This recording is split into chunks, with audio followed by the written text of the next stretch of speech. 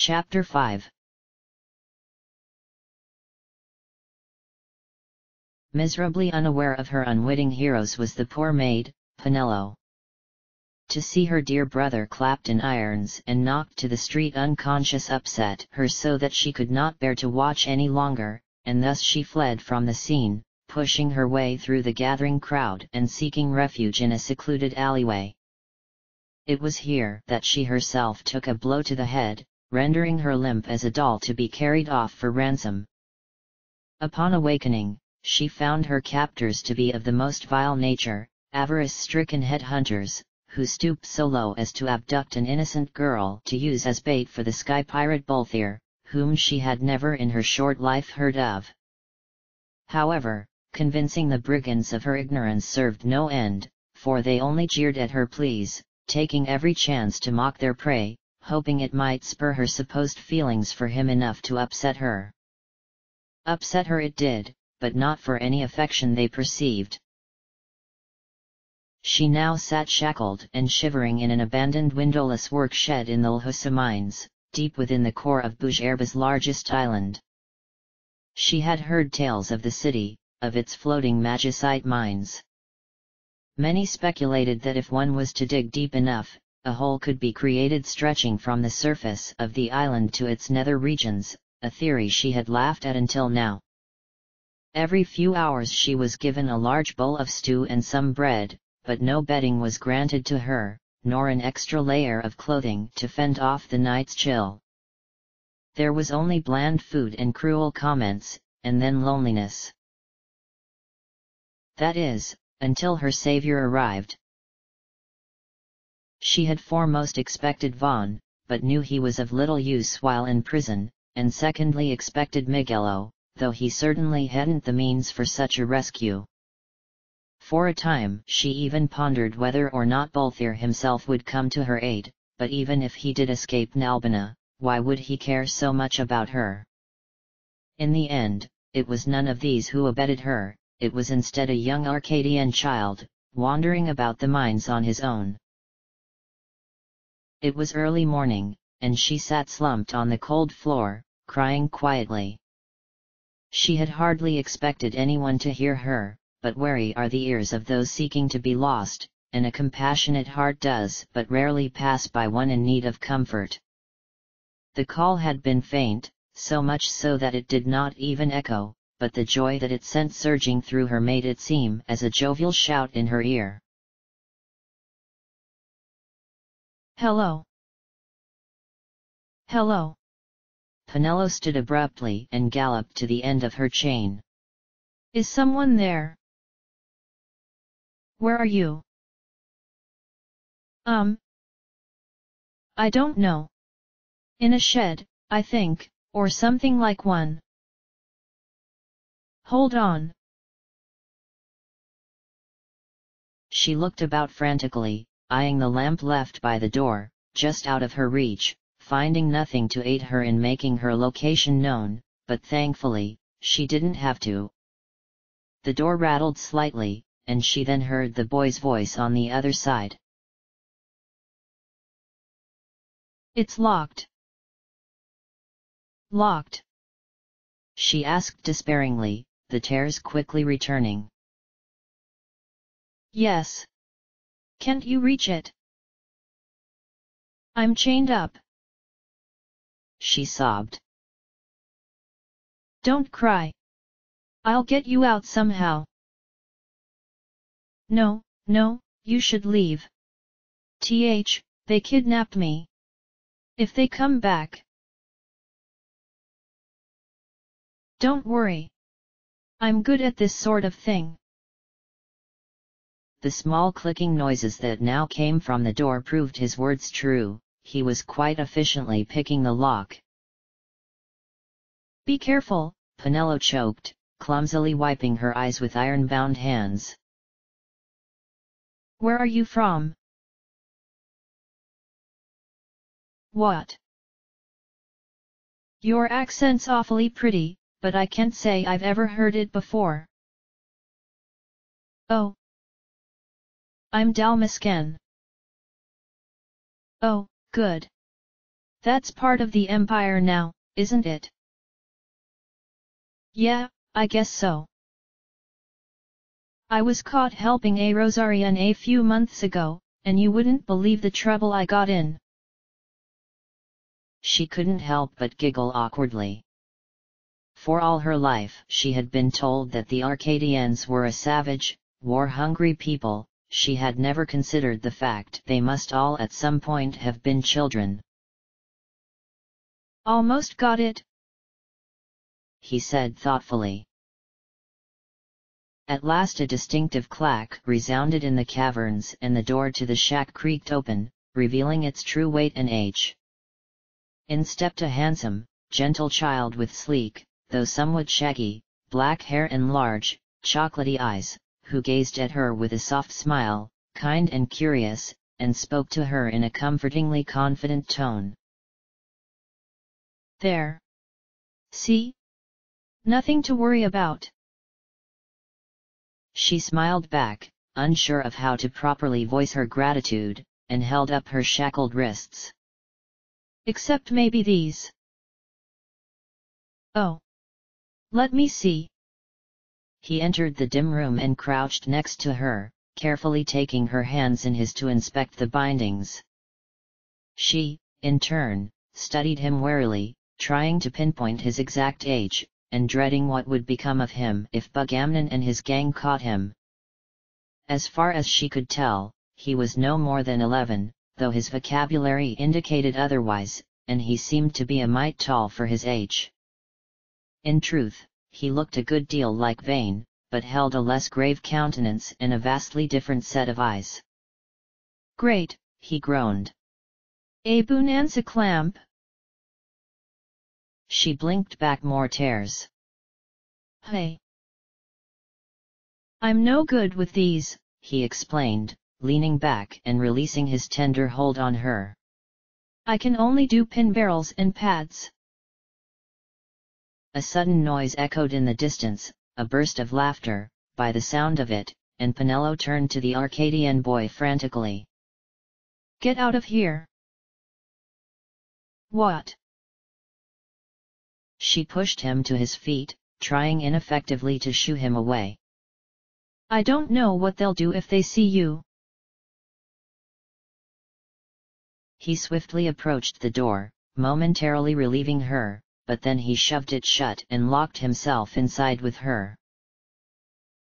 What are you doing? She demanded.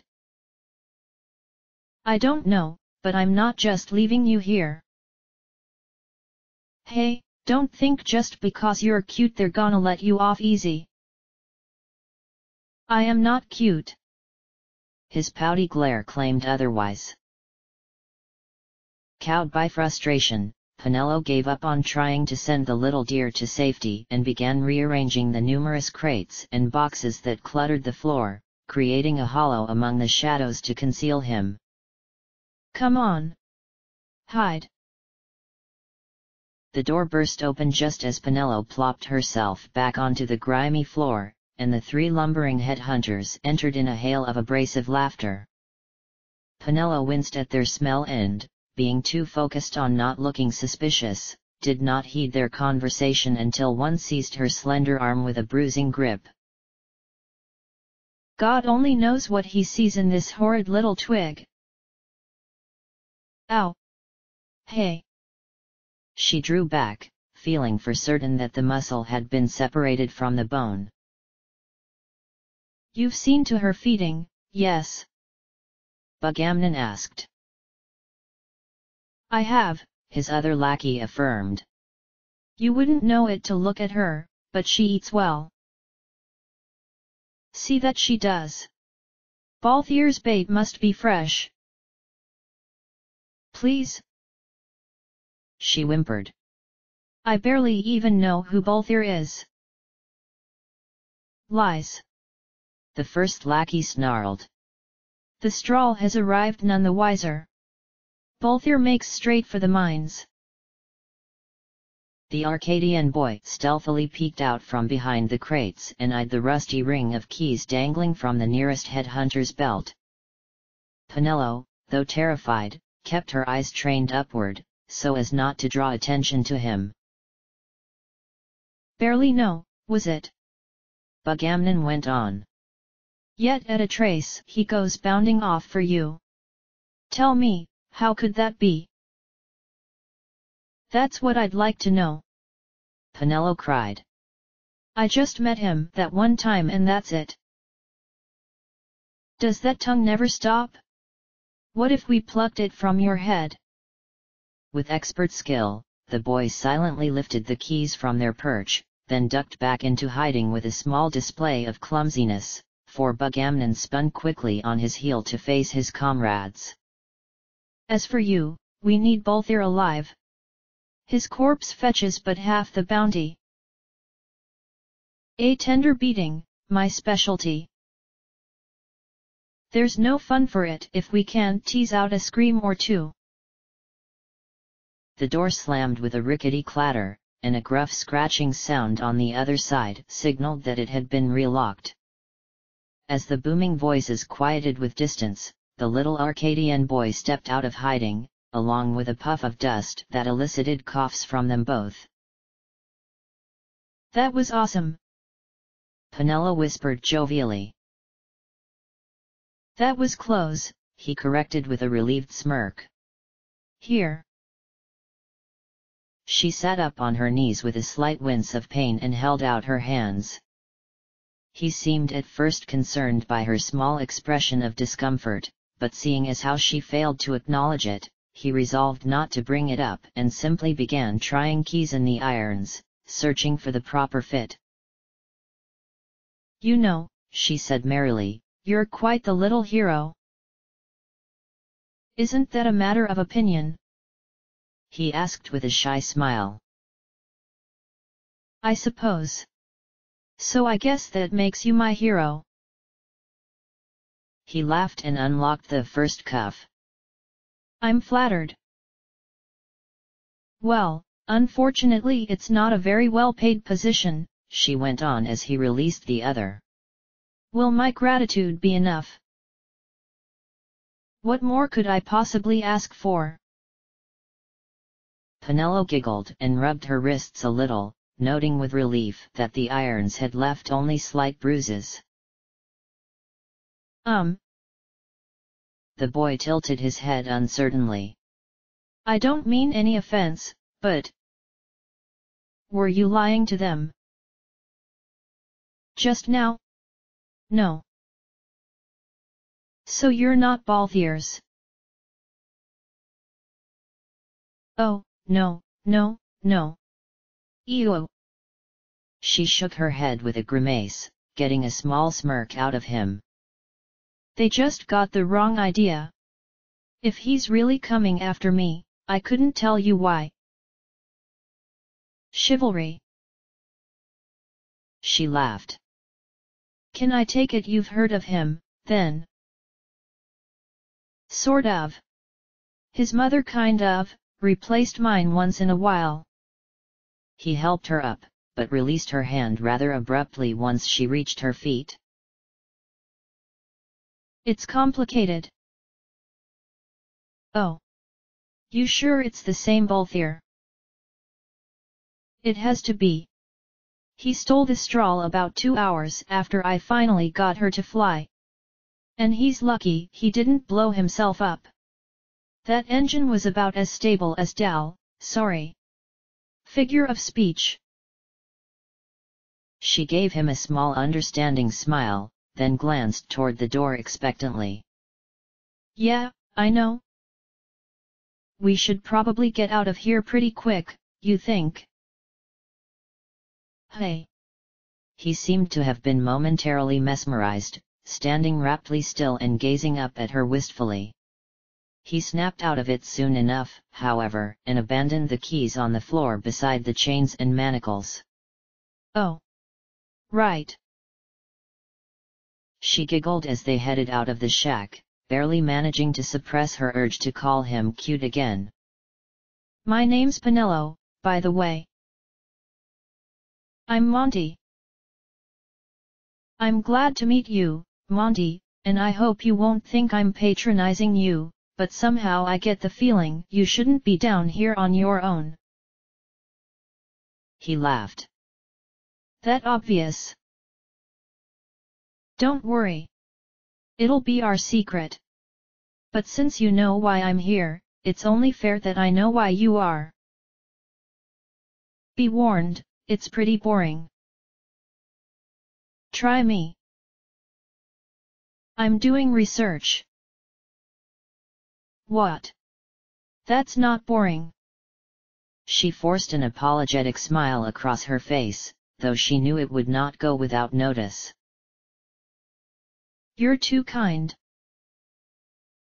Ah, come on, she pressed with as light a voice as she could manage.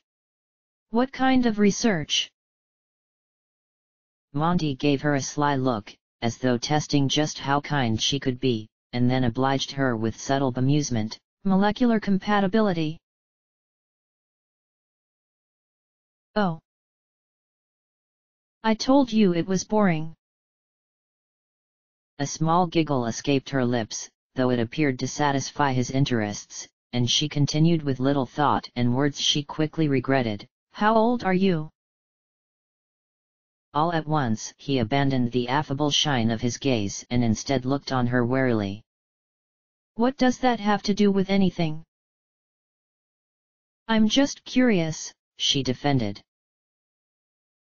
When I tell people how old I am, they tend to stop taking me seriously. That doesn't sound fair. As far as I can tell, you're smarter than I am. I'm guessing 12. And at this he blushed slightly. 10, actually. Wow! She exclaimed. And you pick locks and fix airship engines and conduct scientific research. It's a hobby. He shrugged and cast a fleeting glance at her. You're not gonna pat me on the head now and tell me to be a mechanic when I grow up, are you? Of course not. Now are you gonna explain molecular compatibility to me or not? You really want to know? I asked, didn't I? Alright, then. In a nutshell, I'm just trying to see if artificial magicite can hold energy the same way natural magicite does. Penelo nodded. Oh, I see. But that's gonna take a while, isn't it? A few thousand years. Ah. But I'm testing a different kind of magicite, should be quicker. What kind? Well, it's complicated. My friend, Sid, well, Dr. Sid, actually, he sort of tweaked the genetic makeup of magicite and made it into kind of the opposite. Watch your step. He hopped down from a steep ledge and gripped her hand gingerly to lead her after him. She couldn't help but smile. Such a gesture could but rarely be witnessed in Dalmasca, but Monty, Arcadian that he was, thought nothing of it, quickly releasing her and continuing on. Magicite only has a certain amount of energy in it, and once that's gone, it's worthless. But the new fake stuff can absorb more energy and be used over and over again. Cool. It's called nethicite. Still got a few kinks to work out, but hopefully once it's finished we can do away with magicite mining altogether. Wow! I can't believe all this isn't famous by now. Well, it's not exactly legal. What? The Emperor doesn't have much faith in science, so Sid's funding comes from shady people. Like who? Vane. Oh. Once it's ready for mass marketing, though, Monty hesitated upon catching sight of the worrisome look on her face, then continued with a resigned sigh. Well, like I said, it's complicated. Yeah, she answered. I'll take your word for it this time. The thickness of the conversation soon dwindled, for they at last happened by a sparkling vein of magicite that ran in loops through the stone wall of the cavern. Oh, look, said Monty, taking a piece of what Penelo could only assume was nethicite out of his pocket. It's about time. I've been down here for more than an hour and haven't found any. Both stepped up to the wall and Monty held the nethicite against the shimmering ribbon of stone, but there appeared to be no reaction. It's not working? Penelo asked. I guess not, he replied. But then, as if on cue, a translucent fog surged out of the wall, only to be quickly sucked up by the nethicite. Whoa! Monty jumped back a step. Never mind. Awesome! exclaimed Penelo. Let's find more. It's warm. Really? He held it out to her. Feel. Carefully taking it from him, she found that it indeed emanated a pulsating heat, though the rhythm of the surges seemed to be lessening in strength and slowing in speed. A faint light, too, appeared to glow at the center of the crystal, first bright and then dim, and then flickering for a second or two. The stone no longer retained its color of black and gray, but radiated a deep emerald green, nearly turquoise at its depths, creating a mesmerizing lay of light on the surface. She said, handing it back to him. Maybe we shouldn't find more. Do you think it would? He was abruptly cut off by an ear-splitting whistle of a spark that leapt from the stone as it neared Penelo's skirt, sending her back with a yelp. Ow! Monty quickly dropped the scorching rock and shook out his hand. What was that? I don't know. Penelo warily approached the nethicite and looked it over, though she dared not touch it. Did I kill it? Looks all right. Monty replied, inspecting the stone from a distance as well. I've never seen it react like that. She patted herself down carefully, half looking for injuries and half looking for the cause of the shock. Hey, wait a minute.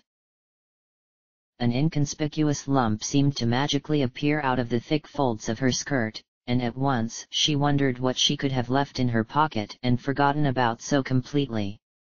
Yet she found nothing familiar to her there, only a gleaming stone, hued as a mixture of garnet and hematite, though given to the nature of neither. Where did this come from? She asked, too bewildered to acknowledge the daftness of such an inquiry. Don't ask me, replied Monty. Oh, no. What's wrong? Ah, Vaughn. Shaking her head, she released a groan of utter frustration. This is the reason those creeps kidnapped me. Slow down. He took the nethicite from the ground where it had been dropped in the commotion, noting that though it had cooled enough to touch, it still held a muted heat about it. My brother, Vaughn, she explained. He got himself into some trouble a few days ago, and ended up being arrested with those pirates. That Bolthier guy, he grabbed me and he must have slipped this into my pocket so the Imperials wouldn't confiscate it. Monty raised a suspicious eyebrow. He stole it. I guess so. Oh, I'm gonna be in so much trouble. Just give it back to whoever he stole it from. It's not your fault. I can't, she whined, staring despairingly at the stone. This is the Dusk Shard, he stole it from the palace. Monty appeared not to comprehend the severity of the situation, though his voice did ring of comfort. Dalmasca's part of Arcadia now, just give it to Vane. He'll think I stole it. Besides, security is through the roof in Robinaster right now, we can't just walk up to the consul.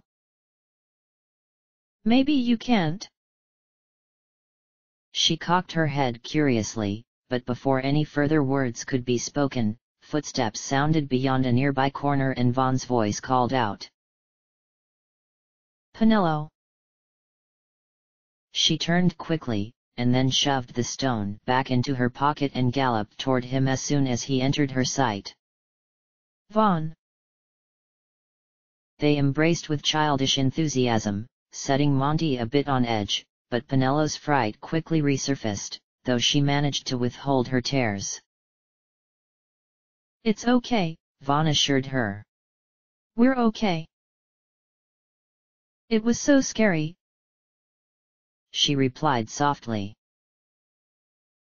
Balthier and Fran caught up to the reunion, but kept their distance, mainly out of disgust. Well, Balthier groaned, it can't have been too bad if you're running free.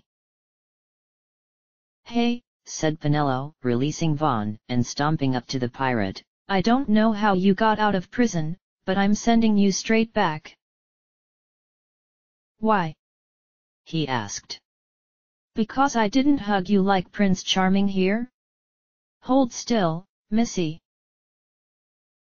He pulled her into a forceful embrace, but it didn't last long. Get your hands off me, sicko. She shoved him back with surprising force, then felt for the pocket of her skirt, noting with relief that the stone still laid safely hidden there. MMMM. Feisty. Balthier mused. Jerk. She landed a firm slap on his shoulder, but he made no attempt to chide her for it, and in fact didn't even appear to notice it, for his eyes had become intently fixed on Monty. Now what have we here? The boy stepped back as Balthier advanced on him, but soon made contact with the stone wall behind him and looked to Penelo for assistance. Penelo. Hey. She lurched forward, but Fran grasped her arm and held her fast. Leave him alone. You got awfully big awfully fast, Balthier told Monty with almost fatherly suspicion. How's the straw? Monty replied. Still a brat, though, aren't you? Now, the way I see it we have only two options, I can either cut your little throat and forget this ever happened, or I can take you back to the judges and forget this ever happened. Unfortunately, the second is dependent on your ability to keep your mouth shut. I won't tell anyone. You can trust me. I'm not entirely sure I can. Vaughn approached the two with disbelieving concern. Balthier. What's wrong with you? Balthier rolled his eyes. Once again, the ignorance of Dalmasca citizens outdoes itself. He turned to face Vaughn, gripping Monty's collar and pulling him up front as though directing an unruly sheep to be sheared. Monty squirmed, but was no match for Balthier's strength. Allow me to introduce Lamont Farina Solidor. The pirate continued. The Emperor's youngest son and your consul's little brother. He mussed the boy's hair with mock affection. They start out awfully cute, don't they? Monty kicked his heel into Balthier's shin, prompting the pirate to momentarily slacken his grip so he could sprint to Penelo's open arms. Oh, shut up. She growled. I don't care about his bloodline, he saved my life. Only because he's too young to understand politics, Balthier sneered. Monty glared as though he was ready for a fight, but still held Penello's hand fast in his. I understand just fine, and my father says only cowards threaten children.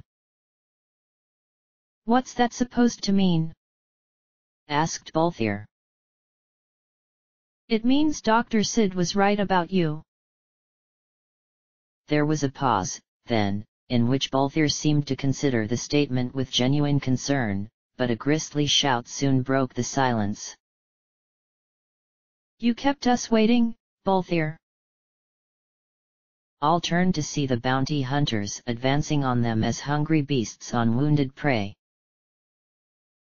You slipped away in Nalbina, we've missed you. And you've caught an imperial prince, have you? He's got the smell of money about him, I may have to wet my beak a little. The boy is my business, Balthier growled. Keep your snout in the trough where it belongs.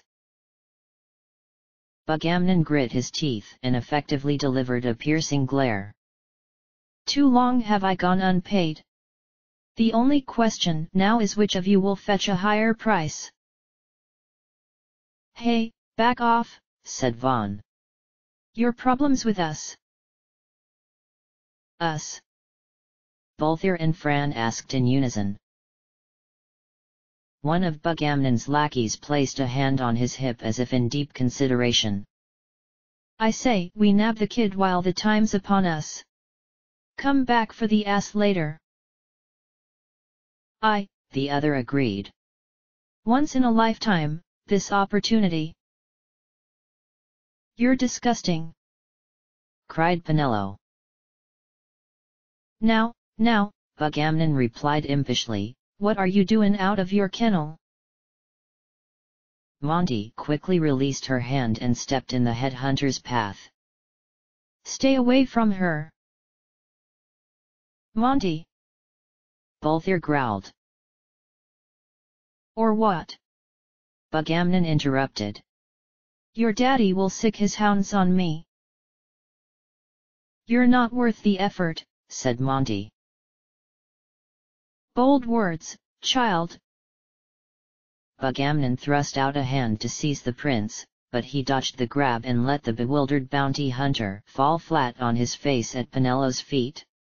One of Bugamnon's accomplices attempted to subdue Monty, but was promptly disabled by a hard elbow to the gut, and Penello inadvertently stalled Bugamnon's recovery by trampling him while rushing to Monty's aid.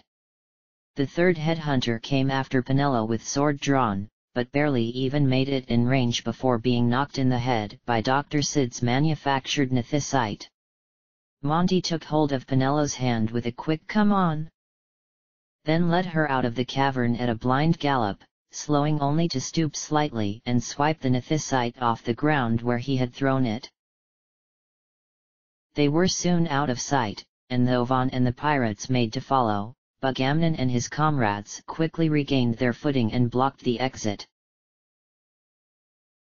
Let them run.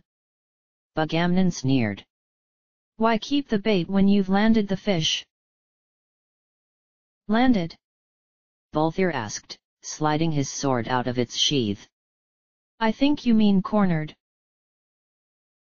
Monty and Penello slowed their escape upon hearing the clash of steel echo behind them, and despite the clear visibility of the hazy yellow glow that signified the mine's exit, Penello halted and looked back into the darkness, even taking a few uncertain steps into the cave before Monty caught her attention. They'll be all right. But he's never actually. Balthier will look after him, that's what he does. I have to go back. And let Balthier have the dusk shard. Well. Noting her indecision, Monty stepped closer to her. I could take it.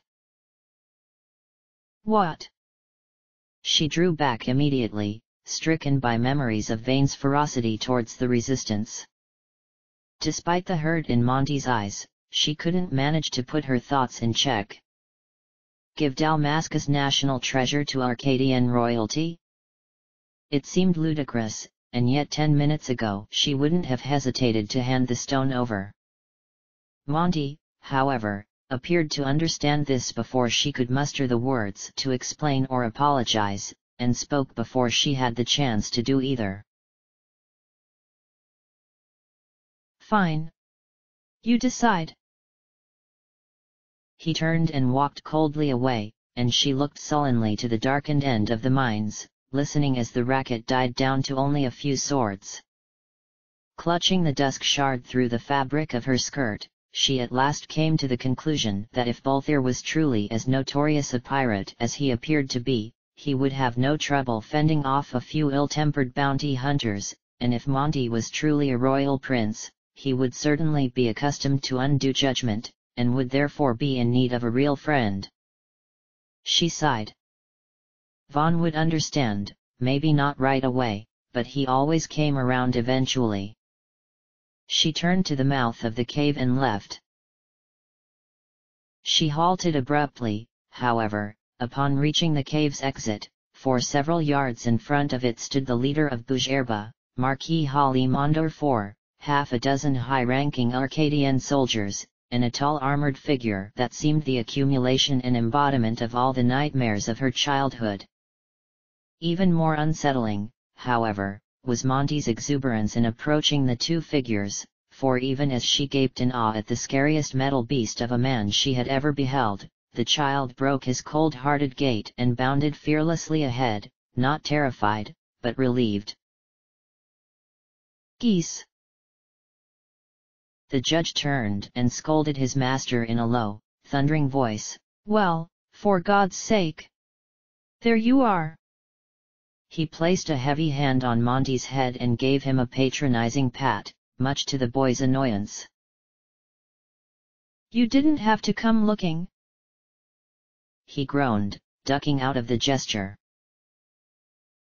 Ondor smiled understandingly. What do you expect when you leave your entire cortege locked in a bathroom? I'm sorry, Monty replied, returning the smile. I was running an errand for Dr. Sid. That man has an ill mind, my lord, said Geese. Can't you find sounder playmates? Seeing Penelo standing hopefully at the edge of the mine, he smiled brightly. I certainly can. Penelo. She hesitated for only a moment before trotting out into the open. The echoing footsteps behind her seemed an effective prompt, but the stronger force presented in Monty's glistening walnut eyes, he knew the dusk shard was in danger so long as it remained within the reach of the sky pirates, and, deep down, she knew that he sought only to help. Her pursuers arrived mere moments too late, and stuck close to the shadows while watching her walk merrily away under royal protection. Vaughn's first instinct told him to follow, but the presence of a judge put him in his place. Clearly, if Balthier and Fran weren't willing to contend with such a figure, he shouldn't either. We can bargain with Geese, Fran said icily. Balthier watched intently as his prey disappeared in the distance, but didn't look to be at all deterred. We no longer have any need to. What? Vaughn demanded. Your sister is safe, Bugamnon is dead, mission accomplished. The pirate tilted his head back casually and stepped out into the sunlight. We'll drop you off back at Robinaster if you'd like. Hey! Vaughn glared, but managed to keep himself sufficiently restrained. We can't just leave her with a bunch of Arcadian high horses. Ah, Monty doesn't count. I believe he will treat her well, Fran answered with a small smile of admiration toward Balthier. Nobody knows men like Fran does, he added. Vaughn let out a sigh. Monty wasn't the one he was worried about. Penelo soon found that the rather large number of soldiers milling around as they walked was attributed just as much to Marquis Ondor as to Monty. With the world in its current state, people of power couldn't simply walk about in public unprotected, or even minimally protected. The soldiers, however, kept a polite distance, and it was the judge who made Penello's hands tremble. Guise was not Monty's usual caretaker, he was in fact the leader of Arcadia's 8th Fleet, forerunner of the Western Armada, and served the military with only two superiors, Prince Vane and Emperor Gramus.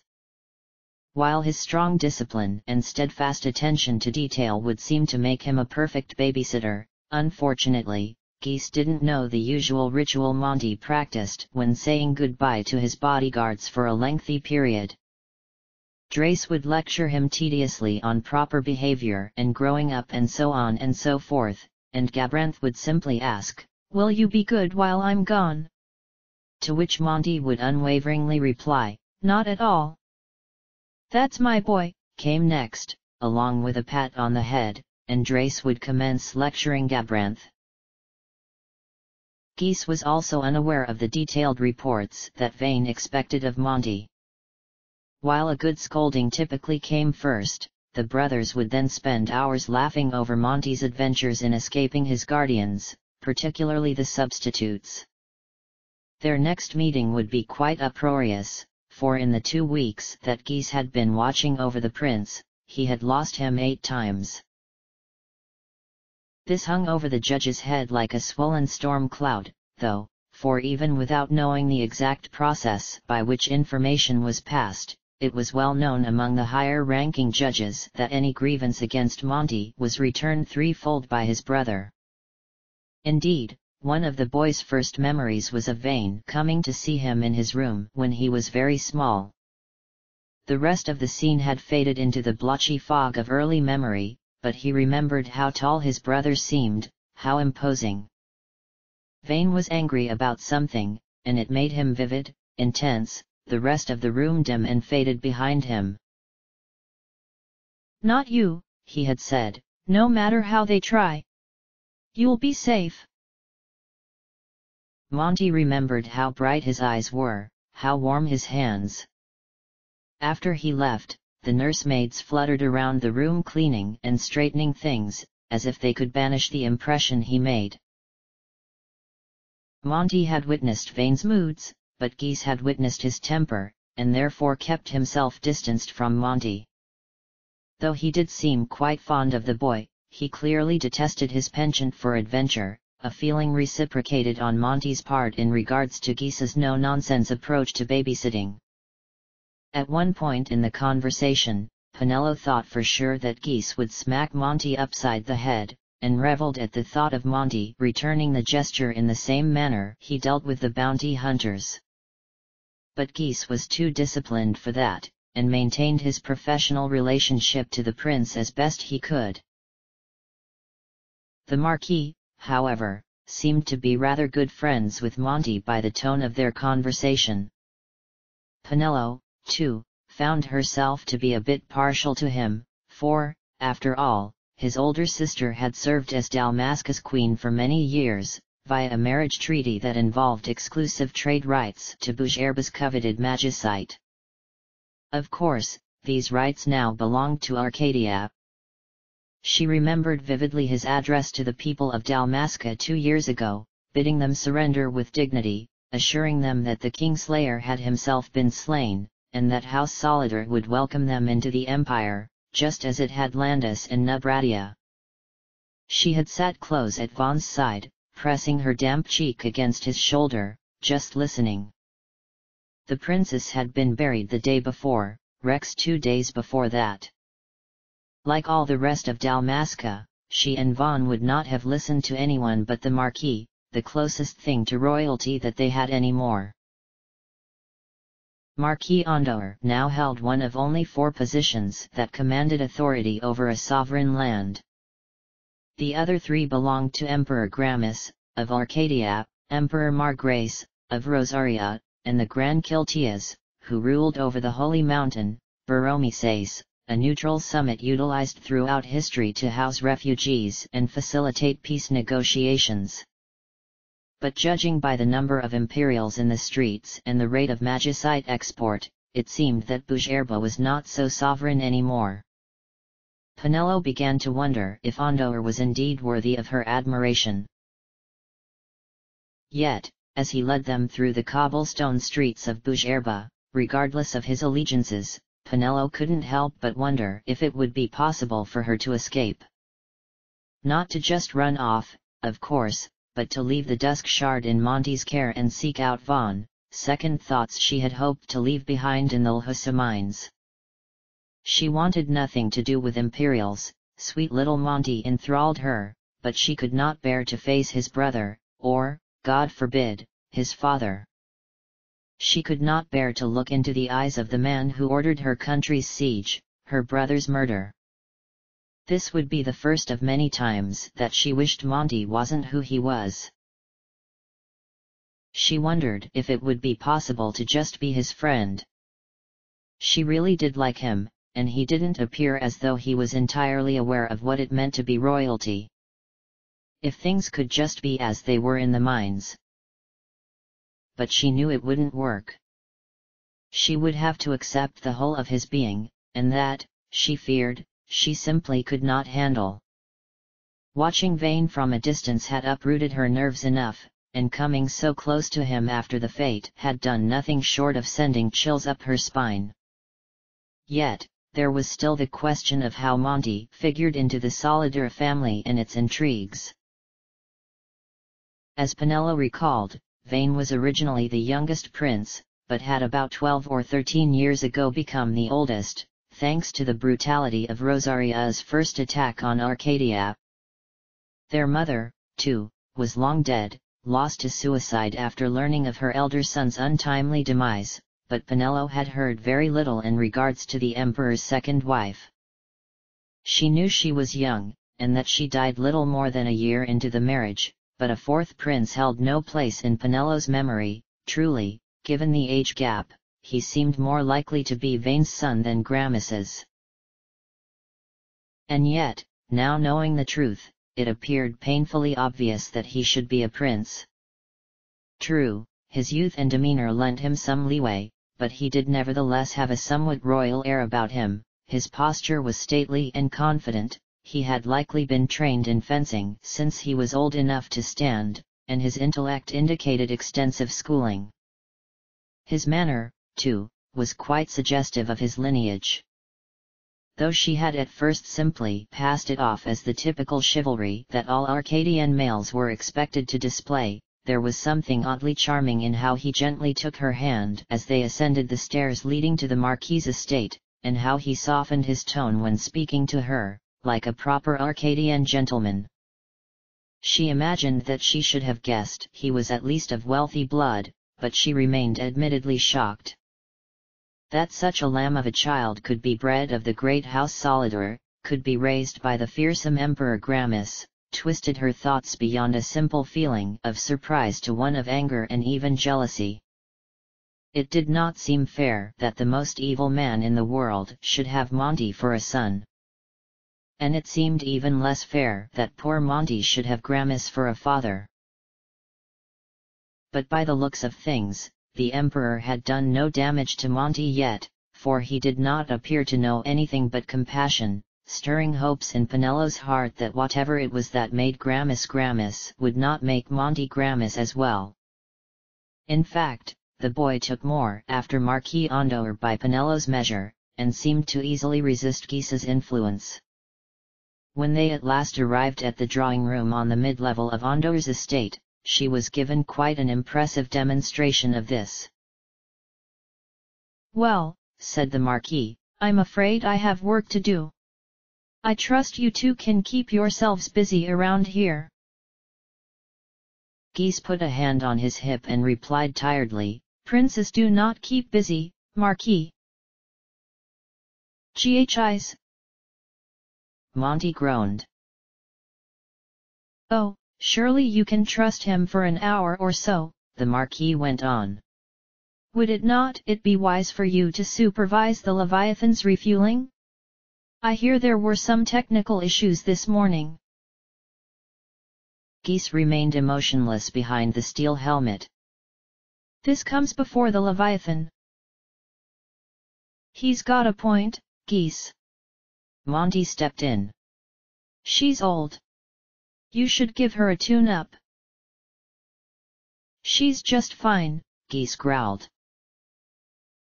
She sounds downright asthmatic when you start her up, Monty insisted. Then why don't you take a look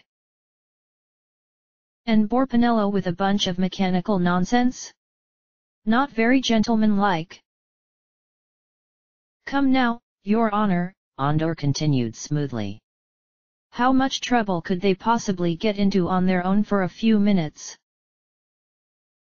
The judge went still for a moment, staring silently at the Marquis, and even through the mask of metal, Penelo imagined she could see the glare of disbelief on his face. Monty seemed to tense, but hid it well, and the Marquis appeared utterly amused by the heaviness of the situation. After a long moment of frigid consideration, Geese agreed. Very well, then. Captain Horner will remain here in the hall if you need anything. All right, said Monty. And guards will be posted at all of the estate's doors. All right. And windows. Goodbye, Geese. And you had better still be here when I return. Have I ever let you down before? The judge paused for a moment, looking over the boy critically before at last striding down the hall and out of sight. Monty rolled his eyes and opened the door for Penelo, whispering thank you to the Marquis as she passed through. He responded with a smile and a wink, and Monty closed the door, then headed across the room to lift the drapes that shrouded the many high-paneled windows. What's the deal with him? Penelo asked with an exhausted smile. Geese? He's just too cautious for his own good. He drew back the curtains, letting a burst of light stream through across the floor. Part of the job description, I'm afraid. She began uncovering the windows from the opposite end of the room.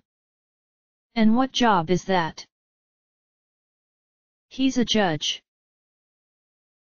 A judge? Yes. They handle the courts and Senate and military and everything.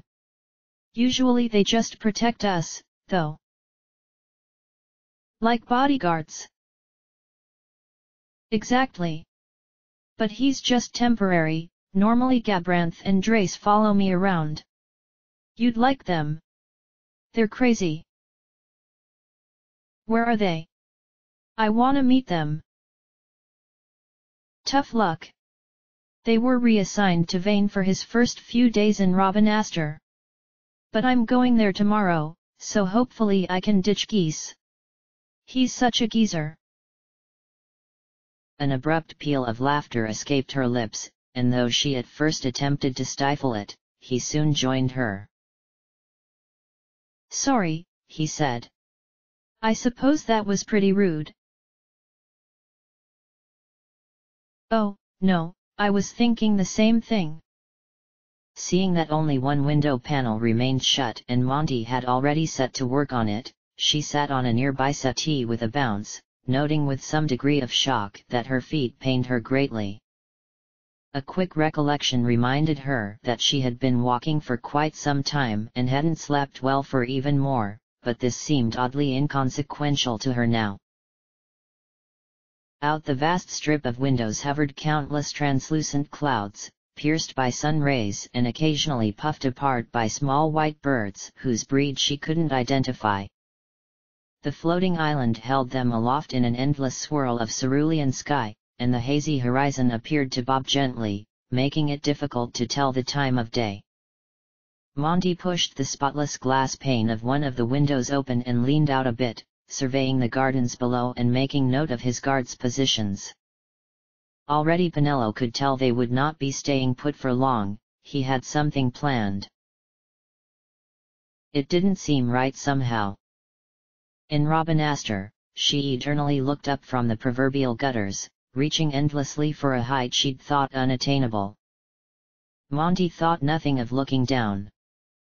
He wanted down.